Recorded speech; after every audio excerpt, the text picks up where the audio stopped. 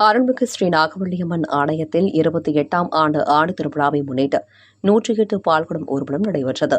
கிழக்கு தாம்பரம் பழைய ஜிஎஸ்டி சாலையில் உள்ள அருள்மிகு ஸ்ரீ நாகவல்லியம்மன் ஆலயத்தில் 28ஆம் ஆண்டு ஆடி திருவிழாவை வெகு விமரிசையாக நடைபெற்று வருகிறது.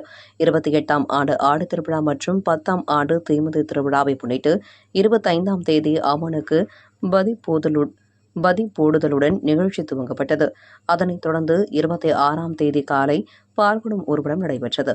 இதில் 108க்கும் மேற்பட்ட பெண்கள் இரும்புலியூர் குளக்கரை அருகில் உள்ள பிரசன்ன வெங்கடேஷ் பெருமாள் ஆலயத்தில் இருந்து பம்பை உடுக்கையுடன் பால்குடங்கள் சுமந்து பழைய ஜிஎஸ்டி வழியாக ஊர்வலமாக அருள்மிகு ஸ்ரீ நாகவல்லி அம்மன் ஆலயத்திற்கு வந்தடைந்தனர்.